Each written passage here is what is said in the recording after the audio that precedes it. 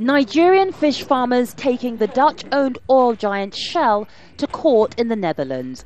They accuse Shell of causing oil spills that have devastated their fish farms and destroyed their livelihoods back home. The case is being heard here and not in Nigeria because Shell has its headquarters here. Arriving in court, one of the farmers had this to say. Communities in Ogoniland have been badly contaminated. Some communities are deserted, like my community, Goi, in Ogoniland, had been deserted as a result of devastation of the ecosystem and our environment. This is just some of the damage the farmers accuse Shell of causing. They say that broken and poorly maintained pipelines and other infrastructure has caused large quantities of oil to seep into what were once rich fishing waters. They say it's affected millions of people.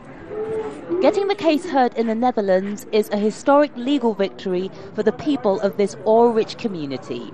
They have faced 4 years of legal hurdles to get the Dutch judicial system to investigate Shell for the pollution it's accused of causing abroad.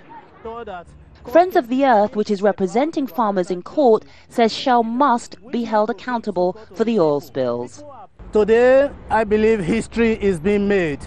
Stopping Shell against the atrocity and making them to clean up the disaster, the oil spills and impact they have committed in the Niger Delta over the years, that it is time they own up to their responsibilities. Shell argues that the oil spills are caused when their pipelines and installations are sabotaged to feed the hundreds of illegal oil refineries in the area. We had a case of pollution through sabotage that we went in, that we cleaned up and did what we needed to do. That there is, at this juncture, still pollution in the area, we confirm, we believe that's the case. However, the current pollution is not as a consequence of the initial sabotage, which we remediated. A verdict in the case against Shell in the Netherlands is expected at the end of this year.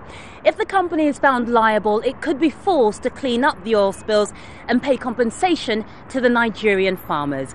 Yvonne Ndege, Al Jazeera, Abuja, Nigeria.